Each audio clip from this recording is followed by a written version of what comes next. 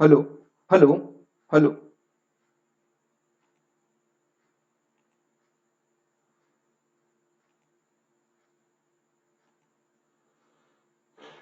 Hello.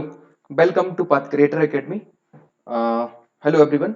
ये हमारा series का पार्ट नंबर 11 है। इससे पहले हम पार्ट 10 पार्ट ऑलरेडी डिस्कस कर चुके हैं। अगर आपने वो 10 पार्ट नहीं देखे हैं तो डिस्क्रिप्शन में लिंक दे के रखिए, वो 10 पार्ट देख सकते हैं। इस 11 पार्ट के अंदर हम 15 दिसंबर 2017 को जो शिफ्ट 1 में पेपर हुआ था यूपीएसआई का, उसके 40 क्वेश्चन लेकर आए हैं। ठीक है। और ये वीडियो इंपॉर्टेंट है यूपीएसआई 2021 के एस्पिरेंट के लिए, साथ में यूपी ट्रिपल एससी जो पीटी की तैयारी कर रहे हैं उसके लिए, और एसएससी जीडी की तैयारी कर रहे हैं उनके लिए, और एमपीएसआई की तैयारी कर रहे हैं उनके लिए भी। ठीक है। ये जो यूपीएसआई का पूरा एग्जाम होता है, ये 3 फेज में पूरा एग्जाम होता है। पहला फेज रिटर्न एग्जाम रहता है, दूसरा फिजिकल रहता है, तीसरा आपका डॉक्यूमेंट वेरिफिकेशन का रहता है। तो पहला जो रिटर्न एग्जाम रहता है उसकी ये पूरी स्कीम है। ऑनलाइन लिखित परीक्षा होती है जिसमें 4 सब्जेक्ट रहते हैं: हिंदी, मूल विधि, और संविधान, सामान्य ज्ञान, और ये आपका रीजनिंग, और ये मैथ, रीजनिंग और मैथ। ठीक है। सभी क्वेश्चन चारों सब्जेक्ट से 40-40 क्वेश्चन आते हैं। प्रत्येक क्वेश्चन 2.5 मार्क्स का रहता है। इस तरीके से ये पूरा 400 मार्क्स का पेपर रहता है। ये उन लोगों के लिए जो नए लोग हैं, अभी देख रहे हैं, पहली बार देख रहे हैं इस लेक्चर को। ठीक है। नाउ क्वेश्चन नंबर फर्स्ट देख लेते हैं। अच्छा, ये जो पेपर हुआ था ये 15 दिसंबर 2017 को शिफ्ट 1 का पेपर है। ठीक है। हर दिन में 3 शिफ्ट हुई थी। ये शिफ्ट 1 है। ठीक है। एक दिन के अंदर 3 शिफ्ट हुई थी। और क्वेश्चन नंबर फर्स्ट देख लेते हैं। एकांकी एकांकिनी का लिंग बदलिए। देखिए एकांकिनी क्या है, अभी स्त्रीलिंग में है, तो इसका पुल्लिंग जब बनाएंगे तो ये क्या बन जाएगी, एकांकी। क्या बन जाएगी, एकांकी। इस तरीके से इसका लिंग बदला जाएगा। ऑप्शन नंबर सी एकदम करेक्ट आंसर है। बाकी ये ऑप्शन गलत है, ये रॉन्ग दिए ऑप्शन। एकांकिनी कुछ नहीं होता, एकांकिनी कुछ नहीं होता, एकांकिन कुछ नहीं होता। एक होता है लेकिन एक एकांकिनी का एक में परिवर्तन नहीं होगा, एकांकी में होगा। ठीक है। क्वेश्चन नंबर दूसरा देखिए, दिए गए विकल्पों में से कौन सा अतुल का समानार्थी शब्द नहीं है। अतुल का समानार्थी, अतुल मतलब होता है अनुपम भी होता है, अनोखा भी होता है, और अपूर्व भी होता है, लेकिन अनिल नहीं होता। क्योंकि अनिल का मतलब तो आग होता है। अनिल का मतलब क्या रहता है, आग रहता है। आग को और क्या बोल सकते हैं, हुताशन बोलते हैं, कृशाणु बोलते हैं, जातदेव बोलते हैं, रोहिताशव, रोहिताशव भी बोलते हैं। तो ये आग के पर्यायवाची हैं। उन्होंने ये पूछा था कि समानार्थी शब्द नहीं है, तो अनिल क्या हो जाएगा, ये समानार्थी। ऑप्शन नंबर बी एकदम करेक्ट आंसर हो जाएगा। नाउ नेक्स्ट क्वेश्चन देखिए, धुरी का मानक शब्द रूप लिखना है। मानक शब्द रूप क्या हो सकता है धुरी का। देखिए जो क्वेश्चन नंबर 3 है, इसका धुरी का मतलब होता है, अगर ये धुरी लिखा होता तो ये पृथ्वी का केंद्र हो जाती है, तो वो धुरी, धा में छोटा ऊ की मात्रा और रा में बड़ी की मात्रा आता है, तो धुरी यानी पृथ्वी का केंद्र हो जाती। बट यहाँ पे धुरी लिखा है, तो धुरी को क्या बोलते हैं, धूल बोलते हैं। क्या बोलते हैं, धूल। धर्म का यहाँ पे कुछ नहीं है, ध्यान अलग चीज है। ठीक है। तो ऑप्शन नंबर डी एकदम करेक्ट आंसर हो जाएगा क्वेश्चन नंबर 3 के लिए। ना अगला क्वेश्चन देखिए, क्वेश्चन नंबर 4 क्या कहता है, निम्न वाक्य में से कौन से हिस्से में त्रुटि रह गई है। कुछ लोगों को लगता है कि बदला लेने से, कि ये वाला नहीं आएगा, कि यहाँ पे कौन सा आना, छोटा वाला, कि बदला लेने से कलेजे को ठंडक पहुंचती है। ठीक है। तो इस पार्ट में त्रुटि है, तो की कहां पर है, को ठंडा पहुंचती है, कुछ लोगों को लगता है कि। तो ऑप्शन नंबर डी एकदम करेक्ट आंसर हो जाएगा। डी पार्ट में एरर है। कहां पर है, डी पार्ट में। नाउ नेक्स्ट क्वेश्चन देखिए, क्वेश्चन नंबर 5। सांप को दूध पिलाना। दिए गए विकल्पों में से इस मुहावरे का सही अर्थ का चयन करना है। सांप को दूध पिलाना मतलब बुरे व्यक्ति के साथ नेकी काम करना है, क्योंकि सांप तो बुरा ही होता है ना। बुरे व्यक्ति के साथ नेकी का काम करना है, मतलब सांप को दूध पिलाना है। कहते नहीं है, कोई गलत आदमी के साथ कोई अच्छा सा काम कर रहा है तो मतलब ये मुहावरे के रूप में ढाल के बोल देते हैं, भाई तू तो सांप को दूध पिला रहा है। ठीक है। बुरे आदमी के साथ नेकी करना, ऑप्शन नंबर सी एकदम करेक्ट आंसर हो जाएगा। क्वेश्चन नंबर 6 देखिए, प्रगतिशील लेखक संघ का पहला अधिवेशन किस वर्ष में हुआ था। देखिए प्रगतिशील जो लेखक संघ का अधिवेशन है वो 1936 के अंदर हुआ था, और इसकी अध्यक्षता की थी उस समय अध्यक्ष जो हुआ करते थे मुंशी प्रेमचंद्र। ठीक है। मुंशी प्रेमचंद्र इसके अध्यक्ष 1936 में। प्रगतिशील लेखक संघ। ठीक है। नाउ क्वेश्चन नंबर 7 देखिए, दिए गए विकल्पों में से उष्ण, उष्ण मतलब होती है गर्मी, तो उसका विरुद्धार्थी बताना है। उष्ण का क्या हो जाएगा, शीत। ठीक है। ये दुष्ट है, दुष्ट मतलब बहुत गंदा, नीच इंसान। ठीक है। और उग्र मतलब बहुत उग्र रूप धारण करे करे हुए, सक्रिय का निष्क्रिय हो जाएगा, उग्र का निस्तेज टाइप हो जाएगा, है ना। जो उग्र मतलब बहुत ज्यादा मतलब बहुत ज्यादा पावरफुल रूप में दिखाई देना, तो वो उसे बोलते हैं उग्र। यहाँ पे पूछा था उष्ण का विरुद्धार्थी हो जाएगा शीत। ऑप्शन नंबर बी एकदम करेक्ट आंसर है। ना क्वेश्चन नंबर 8 देखिए, निम्न में से कौन सी कृति सन 1963 में साहित्य अकादमी पुरस्कार अमृत राय की है। देखिए अमृत राय ने 1963 में साहित्य अकादमी पुरस्कार मिला था प्रेमचंद्र कमल का सिपाही, ये उनकी कृति है, प्रेमचंद्र कमल का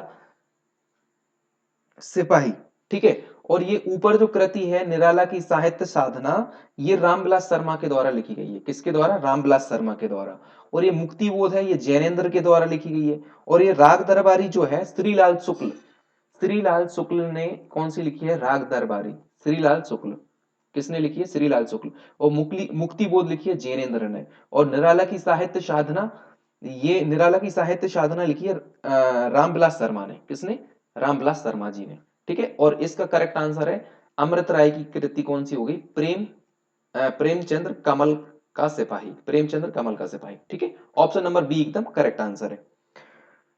ठीक है। और एक और नामवर सिंह जो है, डॉक्टर नामवर सिंह, उनकी एक फेमस रचना है कविता के नए प्रतिमान, कविता के नए प्रतिमान। उनको भी साहित्य अकादमी पुरस्कार मिला था इसके लिए, कविता के नए प्रतिमान के लिए। और ये डॉक्टर नामवर सिंह ने लिखी है। ठीक है। कविता के नए प्रतिमान। नाउ नेक्स्ट क्वेश्चन देखिए, मोहन तुमसे चौगुना काम करता है। कितना काम करता है? चौगुना। इस वाक्य में विशेषण पहचान है। तो विशेषण क्या है? ये चौगुना दुगुना, ये आवृत्तिवाचक है कि नहीं? संकेत यहाँ पे कुछ है नहीं है, परिमाण कुछ है नहीं है, और सार्वनिक कुछ है नहीं है। तीनों ऑप्शन गलत है। आवृत्तिवाचक मतलब चौगुना दुगुना, इस तरीके से जो वर्ड आएंगे तो वो आवृत्तिवाचक शब्द है। ऑप्शन नंबर ए एकदम करेक्ट आंसर हो जाएगा। ठीक है। नाउ नेक्स्ट क्वेश्चन देखिए, दिए गए विकल्पों में से सही का चयन कर रिक्त स्थान को भरें। शरीर की खालिस्तान है उसका चेहरा, शरीर की सुंदरता होता है, होती है उसका चेहरा, होती है थोड़ी आएगा, चेहरा तो पुरलिंग है ना, तो होता है। और होता इधर भी है होता। शरीर की सुंदरता होता है उसका चेहरा, और चेहरे की सुंदरता होती है उसकी आंखें। आंखें तो स्त्रीलिंग है ना, होती। तो होता के बाद होती, तो ये सी वाला एकदम करेक्ट आंसर हो जाएगा। शरीर की सुंदरता होता है उसका चेहरा, और चेहरे की सुंदरता होती है उसकी आंखें। ऑप्शन नंबर सी एकदम करेक्ट आंसर है। अगला क्वेश्चन देखिए, क्वेश्चन नंबर 11, दिए गए विकल्पों में से नम्रता का समानार्थी शब्द। नम्रता मतलब बहुत पोलाइटली, बहुत नम्र तरीके से, साधारण है ना, तो उसे विनीत बोलते हैं। विनीत मतलब बहुत नम्र तरीके से। ठीक है। और मुलायम तो होगा, लेकिन ये मुलायम तो कठोर का होगा, मुलायम है ना। तो ऑप्शन नंबर बी एकदम करेक्ट आंसर हो जाएगा। ठीक है। नाउ क्वेश्चन नंबर 12 देखिए, दिए गए विकल्पों में से फितरत का समानार्थी शब्द कौन सा है। फितरत मतलब होता है, क्या होता है? स्वभाव। क्या होता है? स्वभाव। ऑप्शन नंबर सी एकदम करेक्ट आंसर हो जाएगा। ठीक है। नाउ नेक्स्ट क्वेश्चन देखिए, तुलसीदास की भक्ति किस प्रकार की है। देखिए तुलसीदास जो है ना, तुलसीदास की भक्ति है ना दास्य भाव की है। और जो सूरदास थे उनकी भक्ति जो है ना वो सखा भाव की है। किस किस भाव की है? सखा भाव की। और जो मीराबाई हुआ करती थी उनकी भक्ति थी प्रेम भाव की। मीरा भाव की भक्ति कैसी थी? प्रेम भाव की। घृणा भाव की कोई भक्ति नहीं थी। ठीक है। यहाँ पे पूछा तुलसीदास, तो तुलसीदास की भक्ति थी दास्य भाव की। ऑप्शन नंबर ए एकदम करेक्ट आंसर हो जाएगा। क्वेश्चन नंबर 13 का ए करेक्ट है। क्वेश्चन नंबर 14 देखिए, निम्न वाक्यों में से एक वाक्य व्याकरण की दृष्टि से अशुद्ध है। व्याकरण की दृष्टि से बताना है, सेंटेंस की दृष्टि से नहीं कि वो सही बोल रहा है कि गलत बोल रहा है। व्याकरण की दृष्टि से असत्य है, मतलब दृष्टि से अशुद्ध है। शादी के कार्यक्रम 10 दिनों तक चलता रहा। शादी के कार्यक्रम, ये तो पहले ही गलत लिख रहे हैं ना। फिर भी पढ़ लेते हैं अभी बाकी। भारतीय परंपरा के अनुसार मनुष्य को परम सत्ता का साक्षात ज्ञान हो सकता है, ये तो एकदम सही है। जब जातिवाद पनपता है तो वह किसी दूसरी जाति के खिलाफ ही पनपता है, ये भी ठीक है। महाभारत हिंदुओं का एक प्रमुख काव्य ग्रंथ है। शादी के कार्यक्रम 10 दिनों तक चलता रहा। शादी का कार्यक्रम के नहीं होना था यहाँ पर का। तो व्याकरण की दृष्टि से यहाँ पे का होना था। ऑप्शन नंबर ए एकदम करेक्ट आंसर हो जाएगा कि ए वाले पार्ट में अशुद्धि है। ठीक है। नाउ क्वेश्चन नंबर 15 देखिए, काहे कभी बेनी बेनी बयाल की चुराई लीनी, इसमें कौन सा अलंकार है। देखिए यमक अलंकार वहां पर होता है जहां दो शब्द आते हैं और दोनों शब्द का अलग अलग अर्थ निकलता है तो वहां पर यमक अलंकार होता है, जैसे कि यहाँ पर हो रहा है बैनी और बैनी, दो सेम वर्ड आए हैं बट उनका अलग अलग मतलब निकल रहा है, तो यहाँ पर यमक अलंकार है। ठीक है, ऑप्शन नंबर ए करेक्ट हो जाएगा। लेकिन रूपक भी देख लेते हैं। रूपक अलंकार वहां पर होता है जब उपमेय और उपमान में निषेध रूप से भेद आरोपण लगाया जाता है, तो वहां पर रूपक अलंकार होता है। जैसे चरण चरण कमल बंदो हरिराई, ठीक है, चरण कमल बंदो हरिराई, इस तरीके से जो उदाहरण है इसलिए ये रूपक अलंकार का है। ठीक है, उपमा में क्या होता है, जैसे सिय मुख चंद्र सा समान सदृश समान से सम सम सा, है ना, इस तरीके से जो वर्ड आएंगे सेंटेंस में तो वहां पर उपमा अलंकार हो जाएगा। अन्योक्ति अलंकार वहां पर होता है जहां पर किसी और को लक्ष्य करके, किसी और को लक्ष्य करके कोई युक्ति कही जाती है, किसी अन्य को लक्ष्य करके, तो वहां पर अन्योक्ति अलंकार होता है। तो यहाँ पर बैनी और बैनी दो बार आया है, दोनों बार दोनों का अलग अलग मतलब निकल रहा है, इसलिए यहाँ पर यमक अलंकार है। ऑप्शन नंबर ए एकदम करेक्ट आंसर हो जाएगा। ठीक है, ना क्वेश्चन नंबर 16 देखिए, कामायनी। कामायनी किस युग की रचना है? तो कामायनी सबसे पहले तो ये जयशंकर प्रसाद की है, और जयशंकर प्रसाद जो है ना वो छायावाद युग के थे। किस युग के थे? छायावादी युग के। कौन कौन सी युग है देखिए, छायावादी युग है पहले नंबर, दूसरा छायावादोत्तर युग है, जाने वाला जो रहता है छायावादोत्तर युग, तीसरा प्रगतिवाद युग है, चौथा प्रयोगवाद युग है, और पांचवा नई कविता युग है। ये पांच युग है। तो छायावाद युग, छायावाद के प्रमुख कवि थे, चार कवि थे, प्रसाद, पंत, निराला और महादेवी वर्मा। प्रसाद, जयशंकर प्रसाद, पंत और निराला, ठीक है, और महादेवी वर्मा, ये चार प्रमुख कवि थे छायावाद के। ठीक है, और छायावादोत्तर युग है तो उसमें जो दूसरा छायावादोत्तर युग है उसमें रामविलास शर्मा और शिवमंगल सिंह सुमन और नागार्जुन, इन तीन प्रमुख कवि थे। शिवमंगल सिंह सुमन और रामविलास शर्मा और नागार्जुन तीन कवि थे। ऐसे ही प्रयोगवाद प्रगतिवाद युग था, फिर इसके बाद प्रगतिवाद के बाद प्रयोगवाद युग आया, फिर नई कविता युग आया, ये पांच युग। ठीक है, तो कामायनी जो रचना है किस युग की हो जाएगी? छायावाद युग की। ऑप्शन नंबर बी एकदम करेक्ट आंसर हो जाएगा। नाउ नेक्स्ट क्वेश्चन देखिए, क्वेश्चन नंबर 17, दिए गए विकल्पों में से बधु बधु का बहुवचन कौन सा है? तो बधु का बहुवचन देखिए, अब बधु क्या है, देखिए बधु पहले नंबर पढ़ने से क्या लग रहा है, ये स्त्रीलिंग है, और बधु उकारांत शब्द है। तो हमें इस बहुवचन जब बनाना रहता है तो बहुवचन हम पांच ही प्रकार से बनाते हैं। एक तो या तो ये लगाएंगे, या ए पे एक बिंदी रखेंगे एडी पे, और या पे चंद्र बिंदी रखेंगे, और या फिर या जो रहता है या पे चंद्र बिंदी रखेंगे, और या फिर ओ लगाएंगे। ये पांच कंडीशन रहती है हमें बहुवचन बनाने की। अब देखिए ये जो बधु है, सबसे पहले तो बधु एक स्त्रीलिंग हो गया, और स्त्रीलिंग में औकार उकारांत में आ रहा है। ठीक है, तो अगर पुल्लिंग रहता है तो स्त्रीलिंग है, तो स्त्रीलिंग में भी ये ओकारांत वर्ड आ रहा है। ओकारांत मतलब ऊ आ रहा है ना पीछे, तो ओकारांत, तो ए एडी का यूज होगा, और उस पे चंद्र बिंदी रखेगी, तो बधुएं। ऑप्शन नंबर सी एकदम करेक्ट आंसर हो जाएगा। तीसरे नंबर पे जो है ना बधुए, ये हम तब यूज करते हैं जब अकारांत और पुल्लिंग शब्द आता है तो हम ए का यूज करेंगे, और जब आकारांत में करना है, ध्यान रखना है ना। और ये अकारांत मतलब पीछे अकेला सिंपल आ आएगा ना, और स्त्रीलिंग रहेगा तो हम ए का यूज करेंगे, सिंपल बिंदी बिंदी वाला। और इसके अलावा जो भी वर्ड आएंगे, जैसे कि आकारांत, उकारांत, औकारांत, तो हम ए एडी का यूज करेंगे और चंद्र बिंदी का। और इसके अलावा और ईकारांत और इकारांत मतलब पीछे छुटी या बड़ी ही आएगी तो हम या का यूज करेंगे। ठीक है, तो इस तरीके से हम बनाते हैं बहुवचन। ठीक है, ऑप्शन नंबर सी एकदम करेक्ट आंसर हो जाएगा। बधु का क्या हो जाएगा? बधुएं। ठीक है, ना क्वेश्चन नंबर 18 देखिए, चिर चिर जीवो जोरी जुरे क्यों ना सने गंभीर, इसमें कौन सा अलंकार है? तो देखिए इसमें जो है, पहली बात तो ये अलंकार सारे देके नहीं रखे, ये सब के सब गलत चीज देखी। अनुप्रेक्षा कोई अलंकार नहीं होता, उपमेय कोई अलंकार नहीं होता, उपमेय कोई अलंकार नहीं होता, उपमान कोई अलंकार नहीं होता। श्लेष एक अलंकार होता है, तो इसमें श्लेष अलंकार हो जाएगा। और चूंकि ये सेंटेंस जो है ना पूरा दिया नहीं है, चिर जीवो जोरी जुरे क्यों ना सने गंभीर, ये वृषभानुजा इसमें वर्ड आता है पूरा, वो वर्ड अभी आया नहीं है। वृषभानुजा वे हलधर के वीर, इस तरीके से पूरा सेंटेंस बनता है, तब जाके इसमें श्लेष अलंकार होता है। क्योंकि जहां पे वृषभानुजा और हलधर, वहां पे उनके दो दो मतलब निकलते हैं, तो वहां पे श्लेष अलंकार होता है। और चूंकि यहाँ पर कोई सा भी अलंकार दे के नहीं रखा, तो ऑप्शन नंबर ए एकदम करेक्ट आंसर हो जाएगा। ठीक है ना, क्वेश्चन नंबर 19 देखिए, एक लड़का स्कूल जा रहा है, इस वाक्य में विशेषण पहचानिए। कहां पर जा रहा है? स्कूल जा रहा है। तो इसमें क्या आवर्तीवाचक है, क्या समुदायवाचक है, क्या गणवाचक है, या क्रमवाचक है? कोई क्रम बताया जा रहा है क्या? नहीं। कोई आवृत्ति हो रही है किसी चीज की? नहीं। तो ऑप्शन नंबर डी एकदम करेक्ट आंसर हो जाएगा। गणवाचक है कि एक लड़का जो है वो कहां पर जा रहा है? स्कूल जा रहा है। ठीक है, ऑप्शन नंबर डी एकदम करेक्ट आंसर है।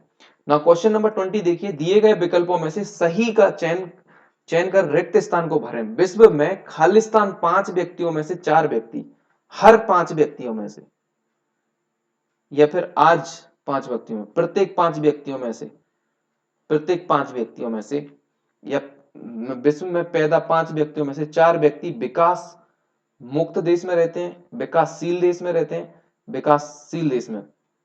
ठीक है, ऑप्शन नंबर बी एकदम करेक्ट आंसर हो जाएगा। विश्व में प्रत्येक 5 व्यक्तियों में से 4 व्यक्ति विकासशील देश में रहते हैं। ऑप्शन नंबर बी एकदम करेक्ट आंसर हो जाएगा। नाउ नेक्स्ट क्वेश्चन देखिए, क्वेश्चन नंबर 21वां, दिए गए विकल्पों में से सही का चयन कर रिक्त स्थान भरें। भारत विश्व की उन प्रथम सभ्यताओं में से है जहां सिक्कों का क्या हुआ था? प्रचलन शुरू हुआ था। ठीक है, उलटफेर नहीं, विकास परिवर्तन नहीं, सिक्कों का प्रचलन शुरू हुआ था। ऑप्शन नंबर ए एकदम करेक्ट आंसर हो जाएगा। देखिए अब क्वेश्चन नंबर 22 से 24 तक एक गद्यांश है, जो पढ़ना है वो 3 क्वेश्चनों के आंसर देना है। तो इस गद्यांश को देख लेते हैं। गद्यांश पढ़ें। और सीवी रमन भारत के प्रसिद्ध वैज्ञानिक थे। वे बचपन से ही शरीर से दुबले पतले थे, किंतु बुद्धि के धनी थे। अस्वस्थता के कारण वे विदेश ना जा सके, पर उन्होंने अपनी प्रतिभा से साबित कर दिया कि यदि प्रतिभा हो तो विदेश जाकर पढ़ने की आवश्यकता नहीं है। उन्होंने कलकत्ता के साइंस कॉलेज में प्राध्यापक के पद पर कार्य किया। कलकत्ता के साइंस कॉलेज में प्राध्यापक का कार्य किया। ठीक है, यद्यपि इस पद के लिए विदेशी प्रमाण पत्र की आवश्यक था, पर उनकी योग्यता पर मुग्ध होकर उपकुलपति ने उन्हें छूट दे दी। उन्होंने इन्होंने नए नए प्रयोग किए। प्रकाश किरणों पर इनका शोध कार्य रमन प्रभाव के नाम से विख्यात हुआ, जिस पर उन्हें नोबेल पुरस्कार मिला। ये पूरा का पूरा गद्यांश था। अब आके चल के क्वेश्चन देख लेते हैं। सीवी रमन ने कोलकाता में साइंस कॉलेज में कौन सा पद ग्रहण किया था? तो ये हो जाएगा प्राध्यापक का पद ग्रहण किया था, प्राध्यापक बने थे। ठीक है, क्वेश्चन नंबर 23 देखिए, बुद्धि के धनी, बुद्धि का धनी मतलब होता है अमीर परिवार से? नहीं। माता पिता बुद्धिजीवी थी? नहीं। अच्छी तालीम मिली थी? नहीं। प्रखर बुद्धि, बुद्धि के धनी मतलब प्रखर बुद्धि, अच्छी बुद्धि थी, बुद्धि के धनी थे। Option number B. Now question number 24 देखिए, शोध का अर्थ होता है, शोध का अर्थ होता है अनुसंधान करना। ठीक है, option number B correct answer हो जाएगा। ठीक है, क्वेश्चन नंबर 25 देखिए, अजगर करे ना खालिस्तान, पंछी करे ना काम, दास मलुका कह गए सबके दाता राम। राम होता है पीछे, तो राम कहां पर है? यहां पर है। ठीक है, तो चाकरी, अजगर करे ना चाकरी, ऑप्शन नंबर ए एकदम करेक्ट आंसर हो जाएगा। कैसा सेंटेंस बनेगा? अजगर करे ना चाकरी, पंछी करे ना काम, दास मलुका कहे गए सबके दाता राम। ऑप्शन नंबर ए एकदम करेक्ट आंसर हो जाएगा। ठीक है ना, क्वेश्चन नंबर 26 देखिए, दिए गए विकल्पों में से थल का वृद्धार्थी, थल मतलब होती है जो जमीन वाला स्थल रहता है, उसे बोलते हैं थल। थल का वृद्धार्थी बनाना मतलब उल्टा बनाना है, तो थल का वृद्धार्थी क्या हो जाएगा? जल। ऑप्शन नंबर सी एकदम करेक्ट आंसर हो जाएगा। ठीक है, क्वेश्चन नंबर 27 देखिए, दिए गए विकल्पों में से सही का चयन कर रिक्त स्थान को भरें। सड़क को खालिस्तान करने से लेकर, सड़क को चमचमा करने से लेकर, चौड़ा करने से, ठीक करने से, साफ करने से लेकर, इमारतों को लाल पत्थर और नानकशाही ईंटों से खालिस्तान झलक देने की, नानकशाही मतलब बहुत पहले के जमाने की ईंटें, मतलब बहुत नानक के जमाने, झलक देने की कोशिश की गई। सड़क को चौड़ा चौड़ा करने से लेकर इमारतों को लाल पत्थर, और लाल पत्थर मतलब प्राचीन की बात, प्राचीनता की बात कर रहे हैं। आधुनिक, आधुनिक में थोड़ी होते हैं ये लाल पत्थर इस तरीके के, है ना। आधुनिक, विरासत, सुंदर, पसंद, तो विरासती झलक देने की कोशिश की गई। ऑप्शन नंबर सी एकदम करेक्ट आंसर हो जाएगा, चौड़ा और विरासती। ठीक है, सड़क को चौड़ा करने से लेकर इमारतों को लाल पत्थर और नानक शाही ईंटों से विरासती, क्योंकि ये पुरानी ईंटें लगा रहे हैं ना नानकशाही, तो उससे नानकशाही ईंटें क्यों लगा रहे हैं, क्योंकि विरासती लुक दे रहे हैं, उसको झलक दे रहे हैं। ठीक है, ऑप्शन नंबर सी एकदम करेक्ट आंसर हो जाएगा। अब क्वेश्चन नंबर 28 देखिए, पृथ्वीराज रासो। पृथ्वीराज रासो जो लिखी है वो लिखी है चंद्रबरदाई ने। किसने लिखी है? जो कवि हुआ करते थे चंद्रबरदाई, उन्होंने लिखी है।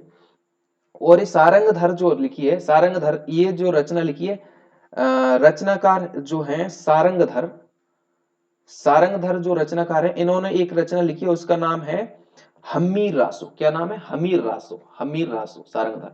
और नरपति नाल जो है, नरपति नाल जो है, उनकी रचना है बीसल देव रासो। नरपति नाल की कौन सी है? बीसल देव रासो, बीसल देव रासो। ठीक है। और जगनिक जो है, जगनिक, इन्होंने लिखी है परमाल रासो।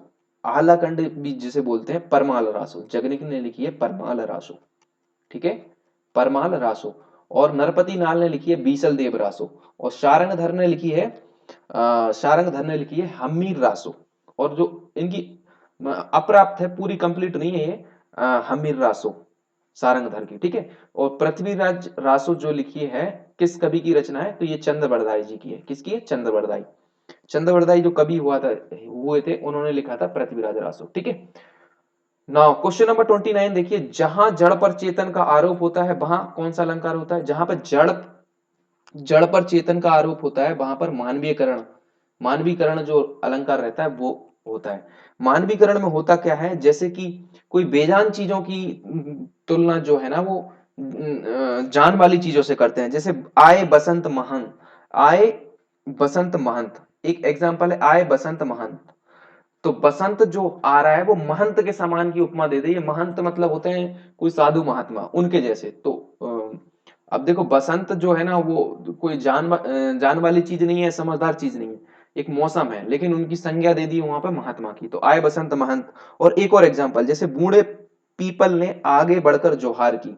अगर ऐसा कहीं पे एग्जांपल लिखा है, उदाहरण, बूढ़े पीपल ने आगे बढ़कर जोहार की, तो यहां पर क्या हो रहा है कि जो बूढ़ा पीपल है वो बेजबान है, उसकी जो तुलना कर रहे हैं जोहार की। जोहार करने वाला तो कोई इंसान ही हो सकता है, तो उससे तुलना कर रहे हैं हम, उस तरीके से बता रहे हैं। तो जहां पर भी जड़ पर चेतन का आरोप होता है तो वहां पर मानवीयकरण अलंकार होता है। ऑप्शन नंबर डी एकदम करेक्ट आंसर हो जाएगा यहां पर। ठीक है। अनुप्रास अलंकार क्या होता है? जब व्यंजन वर्ण की आवृत्ति बार बार होती है तो वहां पर अनुप्रास अलंकार हो जाता है? जैसे चंदू के चाचा ने चंदू की चाची को चांदी की चम्मच से चटनी चटाई। ठीक है, ये भी हो गया, है ना। और श्लेष अलंकार में क्या होता है? जब दो वर्ण इस तरीके से आते हैं, दो श्लेष में क्या होता है कि वर्ण मतलब इस तरीके से कोई शब्द आता है कि उस पे क्या होता है कि एक ही वर्ण में दो से अधिक अर्थ निकलते हैं या दो अर्थ निकलते हैं, तो वहां पर श्लेष अलंकार होता है। श्लेष का मतलब होता है चिपका हुआ। ठीक है। और उपमा अलंकार ऑलरेडी डिस्कस कर चुके हैं, जहां पर सा सम सदृश इस तरीके के वाक्य आते हैं, जैसे सिया मुख चंद्र सा। तो इस तरीके से ये पूरा का पूरा एक उदाहरण जो है ना वो उपमा अलंकार का है। ठीक है। और श्लेष अलंकार, जैसे पानी गए न उबरे मोती मानस चून, इस जो ये एग्जाम्पल है वो श्लेष अलंकार का है। ठीक है। तो यहां पर पूछा था, जहां पर जड़ पर चेतन का आरोप हो वहां पर मानवीयकरण अलंकार हो जाता है। ठीक है। ना क्वेश्चन नंबर 30 देखिए, दिए गए विकल्पों में से कृतघ्न का अर्थ दर्शाता है। कृतघ्न मतलब होता है जो उपकार को नहीं मानता। एक तो होता है कृतज्ञ, कृतज्ञ का मतलब होता है जो उपकार को मान जाता है, उसे बोलते हैं कृतज्ञ। यहां पर पूछा है कृतघ्न मतलब एहसानमंद नहीं। एहसानमंद तो कृतज्ञ या एहसानमंद एक ही बात है। एहसान फरामोश, जो ये एहसान को नहीं मानता है उसे बोलते हैं कृतघ्न। ऑप्शन नंबर सी एकदम करेक्ट आंसर हो जाएगा। ठीक है। नाउ क्वेश्चन नंबर 31 देखिए, दिए गए विकल्पों में से सही का चयन कर रिक्त स्थान भरें। इंडोनेशिया में एक बार फिर ज्वालामुखी ने बरपाया है। ज्वालामुखी ने क्या बरपाया? कहर बरपाया। ज्वालामुखी क्रोध तो करेगा नहीं, तहलका तो मचाएगा नहीं, ठीक है, तो कहर करेगा। ऑप्शन नंबर सी एकदम करेक्ट आंसर हो जाएगा, क्योंकि यहां पर कहर भरना है। ठीक है, कहर, ज्वालामुखी ने कहर बरपाया है। ठीक है। क्वेश्चन नंबर 32 देखिए, कहार का लिंग बदलना है। कहार का, कहारेन, कहारेन, कहार क्या होगा? एक पुल्लिंग शब्द है, इसका स्त्रीलिंग में बदलेंगे तो कहारेन हो जाएगा। क्या? कहारेन। अब कहारेन शुद्ध तो यहाँ पे लिखा है कहूराइन, ये गलत लिखा है, ये भी अशुद्ध लिखा है, ये भी अशुद्ध लिखा है, तो कहारेन इस तरीके से लिखा जाए। ऑप्शन नंबर डी एकदम करेक्ट आंसर है। क्वेश्चन नंबर 33 देखिए, निम्न में से कौन सा भूतकाल के भेद में नहीं आता? तो देखिए जो काल जो रहते हैं, जैसे भूतकाल हो गया, तो जो भूतकाल रहता है वो भूतकाल, और पहला जैसे भूतकाल हो गया, दूसरा वर्तमान काल हो गया, भूतकाल वर्तमान काल, और भूतकाल वर्तमान काल और भविष्य काल। तो भूतकाल के होते हैं 6 वेद। कितने होते हैं? 6 वेद। कौन कौन से भूतकाल के होते हैं? एक तो सामान्य भूत होता है, सामान्य भूत होता है, और एक पूर्ण भूत होता है, और अपूर्ण भूत होता है, बट संभाव भूत नहीं होता, संभाव भूत नहीं होता, संदिग्ध भूत होता है। ठीक है, तो ऑप्शन नंबर ए एकदम करेक्ट आंसर हो जाएगा। ठीक है, अब भूत संभाव नहीं होता है, ठीक है, संभाव भूत नहीं होता। कौन कौन से रहते हैं? एक तो सामान्य भूत रहता है, एक तो सामान्य भूत रहता है, दूसरा आसन्न भूत रहता है, आसन्न जो इसमें नहीं दिया, आसन्न भूत रहता है, तीसरा अपूर्ण भूत रहता है, चौथा पूर्ण भूत रहता है, पांचवा संदिग्ध भूत रहता है, और छठवा हेतम हेतु भूत रहता है। ये 6 प्रकार रहते हैं भूतकाल के। और भूतकाल के बाद अगर वर्तमान की बात करें तो वर्तमान के होते हैं 3 भेद। कौन कौन से? सामान्य वर्तमान, संदिग्ध वर्तमान और अपूर्ण वर्तमान। 3 टाइप के रहते हैं, सामान्य वर्तमान, संदिग्ध वर्तमान और अपूर्ण वर्तमान। और वहीं भविष्य की बात करें तो उसके भी 3 भेद रहते हैं। एक तो सामान्य भविष्य, संभाव भविष्य और हेतु हेतु हेतु हेतु मद भविष्य, हेतु हेतु भविष्य। ठीक है, तो यहाँ पर संभाव कुछ नहीं रहता है, संभाव वाली कोई उसका भेद ही नहीं रहता। नाउ नेक्स्ट क्वेश्चन देखिए, क्वेश्चन नंबर 34। मामा का बहुवचन बताएं। कुछ ऐसे शब्द हैं, 3 4 ऐसे शब्द हैं जो एक वचन व बहुवचन में सदा एक से रहते हैं। जैसे कि दादा, ठीक है, नाना, मामा और योद्धा, मामा और योद्धा। ये जो 4 वर्ड हैं ये एक वचन में बहुवचन में हमेशा एक से रहते हैं। तो मामा का बहुवचन बताएं, बहुवचन भी वही है, एक वचन भी वही है, तो मामा ही हो जाएगा। ठीक है, मामा का मामा। और अगर कुछ और वर्ड की बात करें तो वो हमेशा बहुवचन में प्रयोग होते हैं, हमेशा बहुवचन में प्रयोग होने वाले वर्ड जैसे हस्ताक्षर, प्राण, आंसू, दर्शन। तो इस तरीके के जो वर्ड हैं वो हमेशा, और बाल, ठीक है, बाल भी हो गया। तो ये सारे के सारे बहुवचन में प्रयोग होते हैं। और हमेशा एक वचन में प्रयोग होने वाले, एक वचन में हमेशा जैसे जनता, माल, दाम, नहीं दाम तो हमेशा बहुवचन में होता है, दाम हमेशा बहुवचन में, जनता, जनता, माल, सोना, सामग्री, ठीक है, सोना और सामग्री। ये जो वर्ड रहते हैं ये हमेशा एक वचन में प्रयोग होते हैं, और ये ऊपर बताए थे ये बहुवचन में, और ये हमेशा एक वचन और बहुवचन दोनों में एक से रहते हैं, दादा, नाना, मामा और योद्धा। ठीक है, तो यहाँ पर मामा का बहुवचन मामा ही हो जाएगा। ठीक है, ऑप्शन नंबर सी एकदम करेक्ट आंसर है। नाउ नेक्स्ट क्वेश्चन देखिए 35, दिए गए विकल्पों में से लिपि का बहुवचन बताना है। तो लिपि का बहुवचन लिपियां हो जाएगा। ठीक है, तो लिपियां सही रूप से अगर इसमें देखा जाए तो ये गलत लिखा है, ये भी गलत लिखा है, और लिपि का लिपि थोड़ी होता है, बहुवचन बताना है तो लिपियां, ऑप्शन नंबर डी एकदम करेक्ट आंसर हो जाएगा। नाउ नेक्स्ट क्वेश्चन देखिए, दिए गए विकल्पों में कोड़ में खाज होना, अगर कोड़ में खाज हो गई तो इसका मुहावरा बताना है, मतलब इसका अर्थ दर्शाना है। समस्याओं में कमी होना, नहीं कमी थोड़ी हो रही, दुख पर और दुख होना, यस, ऑप्शन नंबर बी एकदम करेक्ट आंसर होगा। एक तो कोड़ था और खाज हो गई तो दुख पर और दुख होना, ऑप्शन नंबर बी एकदम करेक्ट आंसर हो जाएगा। ना क्वेश्चन नंबर 37 देखिए, कनक कनक ते शौगनी मादकता अधिकाय, या खाए बोराए जग बापाए बोराए। कनक कनक यहाँ पर 2 बार आ रहा है। एक कनक का मतलब होता है सोना, धतूरा, और एक कनक का मतलब होता है यहाँ पर एक का कनक का मतलब हो रहा है सोना, एक का हो रहा है धतूरा। तो बता रहा है कभी कि एक को पाने से बोरा हो जाता है, दूसरे को खाने से बोरा हो जाता है। ठीक है, तो जब वर्ड अलग अलग हो, उनके अलग अलग मतलब निकल रहे हों, तो उस कंडीशन में क्या, कौन सा उपयोग होगा? यमक अलंकार होगा, है ना।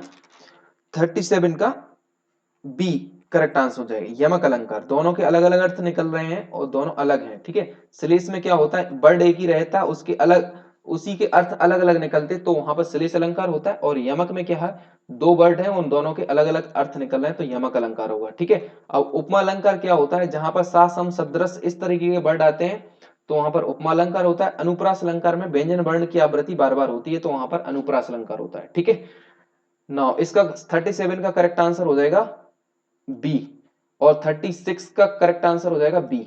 ठीक है, नाउ नेक्स्ट क्वेश्चन देखिए, निम्न वाक्य में से कौन से हिस्से में त्रुटि रह गई है? करवा चौथ के व्रत की पूर्ण वर्णन वामन पुराण में किया गया है। करवा चौथ के व्रत की पूर्ण, व्रत का होता है, की नहीं आना था ना, व्रत का पूर्ण वर्णन वामन पुराण में किया गया है। का की यहाँ पे त्रुटि है, तो यहाँ पे पूछा है किस हिस्से में त्रुटि है, तो ये इस हिस्से में, मतलब व्रत की पूर्ण जो लिखा है ना, इस हिस्से में त्रुटि है। ऑप्शन नंबर सी एकदम करेक्ट आंसर हो जाएगा। ठीक है, नाउ नेक्स्ट क्वेश्चन देखिए, ओ सॉरी, क्वेश्चन नंबर 39 देखिए अभी बचे। शुष्क इलाकों में, इसमें क्या बताना है, वाक्य व्याकरण की दृष्टि से अशुद्ध है, वो वाला वाक्य छांटना है जो व्याकरण की दृष्टि से अशुद्ध है। शुष्क इलाकों में पानी की आपूर्ति के लिए बारिश या बर्फबारी बढ़ाई जा सकती है, ये यहाँ पे तो सही लिखा है एकदम, शुष्क इलाकों में, तो ये तो ठीक है ना। युद्ध के समय गीता को लिखना कृष्ण के ही बस की बात थी, ये भी यहाँ पर ठीक लग रहा है। स्वयं वे तक भी अपनी बीमारी को लेकर दुखी थे। हम जानते हैं कि सूर्य ऊर्जा का एक अथाह भंडार है, ये तो एकदम करेक्ट है।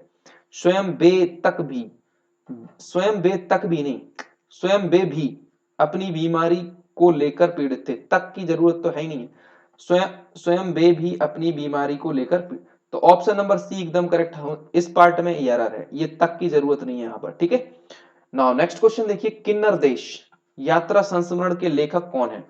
किन्नर देश एक संस्मरण यात्रा है। देखिए, यात्रा से संबंधित ज्यादातर जो लिखी हैं वो लिखी हैं राहुल सांकृत्यन ने। ठीक है, राहुल सांकृत्यन है जो इन्होंने ही लिखी है। अकेली केवल किन्नर देश में नहीं है, इनकी और इंपोर्टेंट रचनाएं बहुत ज्यादा इंपोर्टेंट है, जैसे कि रूस में 25 मास, इन्हीं की एक रचना है रूस में 25 मास। दूसरी इनकी और इंपोर्टेंट रचना है मध्य एशिया का इतिहास, जिसे साहित्य अकेडमी पुरस्कार भी मिला है। मध्य एशिया का इतिहास किन्नर देश में, और मेरी लद्दाख यात्रा तीसरी है इनकी, मेरी लद्दाख यात्रा। चौथी है इनकी मेरी यूरोप यात्रा, यात्रा बहुत की इन्होंने, मेरी लद्दाख यात्रा, मेरी यूरोप यात्रा, यूरोप में 25 वर्ष, कार्ल मार्क्स और लेलन और घुमक्कड़ शास्त्र। पांचवा है इनका घुमक्कड़ शास्त्र, और कार्ल मार्क्स भी इन्हीं का है और लेनिन भी इन्हीं ने लिखा है।